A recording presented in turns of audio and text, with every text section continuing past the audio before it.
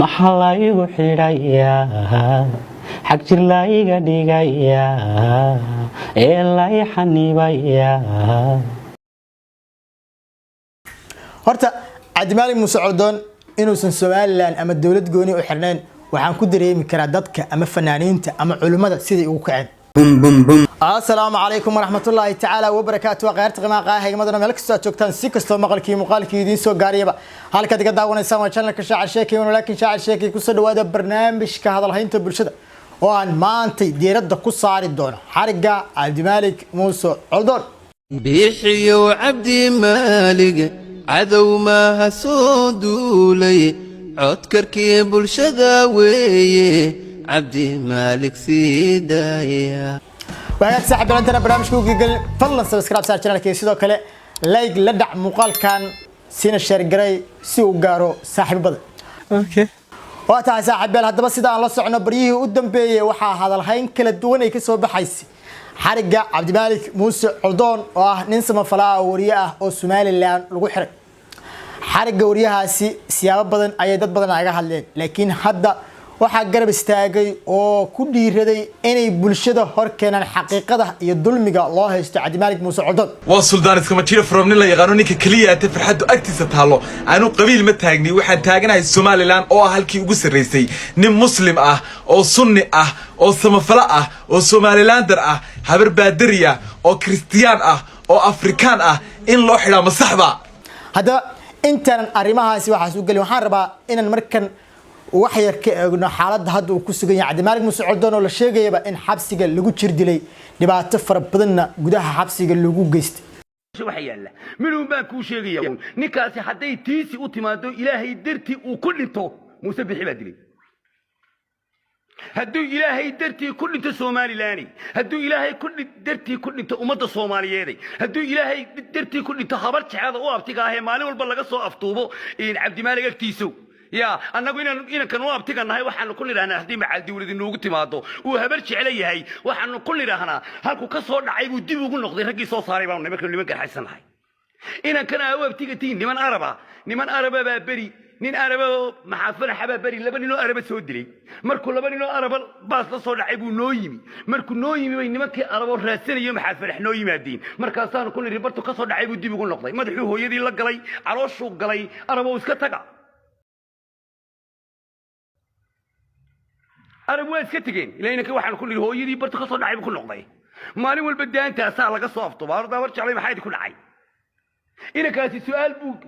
جوابه بحية وحوين الله حلم هنا استغنى إلا ولا يستابهين منو ما لكنه شيء يا أمة الصومالية منو ما شيء يا أمة الصومالية منو ما شيء يا هو يدي لا شيء منو ما شيء يا سعد يونس منو ما شيء يا قرحجز منو ما شيء يا عرب منو ما شيء يا خبر منو ما شيء يا أكشي منو ما شيء يا فقر سني منو ما شيء يا سمرون منو ما شيء يا مدحد الصومالية علماء الصومالية أمة الصومالية أمة الصومالية يلو البهانتية قرادة دبا نكاسي حدو در إلهي قلنتو إلهو در إلهي عاو قلنتابا حدو در إلهي قلنتو قالك يقول كدايو حداي قولر كورو لافتو قدبتي سوا دوني تري جيسي ميقني waxaan maqli jiray hadaan daragu dhinto hebel baa dilay hadaan daragu dhinto hebel baa dilay macnaha waxa laga yaabaa in shakhsiyaadkan ama dadka familka cabdimaalig muuse coldoon qeylin aan la yaabtaan sababtoo ah waxa laga yaabaa in shaashada kaliya aan ka artay laakiin qalbiga waxay ka dareemayaan ma ogaa kartiin qof xabsi ku jira oo maalin lagu soo sheegayo lagu leeyahay wala jir dilay suxun baa loo galay waan dareemi karaa familkiisa dadka ehelkiisa iyo dadkii saaxiibada lahaaba gudaha ka gubanayaan. maxaa la igu xidhayaa xag jir la iga dhigayaa ee la i xanibayaa oo la i xaganayaa. horta cabdimaalig muuse coldoon inuusan Soomaaliland ama dawlad gooni u xirnayn waxaan ku dareemi karaa dadka ama fanaaniinta ama culimada sidii ugu kaceen. laakiin kii laha ka daayana xarig baa loogu jawaabay sax maaha waxayna anfacayana maaha waxaynu ka aamusi karnana maaha waayo ninkani cabdimaalig tee qof uma hadlayo qoysna uma hadlayo wuxuu hadlayaa waa qaran waa ummad waa inaga waa hagaaga oo hanuuna oo horumara qabriga qiyaama jira. taasi waxay ku cadeynaysaa in cabdimaalig muuse coldoon uusan ahayn qof u xiran dawlad ama maamul ama u xiran adu laakiin u xiran yahay dad dana gaar ah wata hadii ahaa lahaayeen dad macnaha hadii ahaa lahaayeen waxbarasho u shaqeysta hadii ahaa lahaayeen dhan xarumo ama dawladda local hadii ahaa lahaayeen adu dad qaas u xiran sababtoo ah Somaliland boqolkiiba 80 xariga Cabdimaalik Muuse Coldoon kuma qanacsan si sax ah runta la rabaa kuma qanacsan because waxa uu ka hadlayay waa Ilaahay aan ka cabsan qof reer Somaliland oo maanta diidi karaaho ama diidani ma jiro Ilaahay aan ka cabsan war aan xumaanta iska qabano oo wanaag isfarno qof reer Somaliland diidaya aniga laga ma dhici karo dad badan waxa arkay reer Somaliland ku eedeynay waxbaad xirtaan sad xog gasheen mooy Somaliland marka qaar fanaaniin ama wax lagu xiraa adigu si sharci darrada loo xiraa laakiin xariga Cabdimaalik Muuse Coldoon tii uu ka duwan uu ka duwan ana arintan wax badan baan baarayo isha ku hay sababta aan taas u leeyahay waxay tahay in xariga Cabdimaalik Muuse Coldoon hadda waxa lagu haystaa in xariga hore uu ka duwan markii hore waxa lagu haysan jiray in Somaliland saan waaye iyo macnaha hal calan aan qaadan adigu wax arrimo quseeya adigu arrimo quseeya siyaasadda inuu ka hadlay waa macquul qofka duu siyaasad lugta la galo asiyo quseysa laakiin hadda wuxuu ka hadlay waxay tahay Ilaahay aan ka cabsan qof diidi kara Ilaahay ka cabsan ma jirto waxa arkay hooyo Soomaaliyeed xitaa anu ma ay kara islaan iyo saas ma dhihi karay hooyo Soomaaliyeed oo runtii iyadoo u baahan in wax loo sheego la saxo oo ku haysa Cabdimaalik waa saas waa ururdiimeed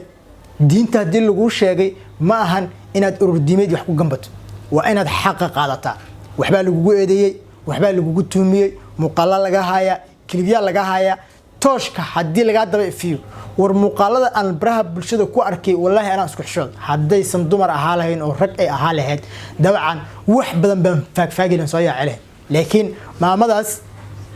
maamadaas waliba youtuberka ah ee Somaliland hadda joogta oo xalay baa ugu dambeeyay live-ka soo galeeyay ee ku yidhi Cabdimaalik Muuse Coldoon waa xaq jir waa kan ku yidhi waxa xaqiiqo ah inay boor isku qarinayso oo wax badan dadayso sida saxda xaqiiqada jirta arintaasna ma ahan wax loo dul qaadan karo qof kasta oo inaga naga mid ah ee xariga Cabdimaalik Muuse Coldoon xilligan la joogo ku faraxsan wallahi xaqiiqo waxa inuu daalimi waana Cabdimaalik Muuse Coldoon in arrimo badan oo san isagu shaqo ku leeyahay dhowr jeer ku fuuday arrimo u baahan in aad aga fiirsato ku fuuday laakiin hadda arinta lagu xiray arinta hadda lagu xiray hadii dadka meediyaha ku jira ama social media ku jira ama Somaliland jooga ama meel kale jooga hadaysan ka hadlin oo ay runta sheegin dhamaantii waxaan noqonaynaa kuwa duloobay oo aan xaqiiqada runta keeni karin oo aan tani inta Cabdimaalik Muuse Coldoon laga soo deynayna xaqa waan sheegi doonaa waana badbaadi doonaa si wax u jiraan reer Somaliland oo dhanna raali kama ahan xaq darrada Cabdimaalik Muuse Coldoon lagu xiray waxa lagu xiray xaqa sidoo uga hadli kartaa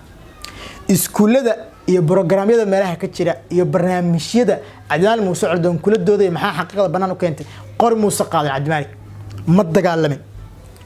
jihada in ku qaaday Muuse dhihin laakiin baraha bulshada soo fadhiistay xitaa sawirkiina ama muuqaalkiisa soo gudbinayay muuqaalka ugu dambeeyay lagu xiran sheegaya intuu clipkiina soo qaatay ama shakhsiyaad oo baraha bulshada ku soo bandhigay ma jirto baaritaan lagu sameeyo kadibna xaqiiqada dhabta ah markii la ogaado ninkaas xaq darro ku xiran yahay dib xoriyadiisa loo sii aad ma sadad soo qalka la shaqeeyo maqad baxsan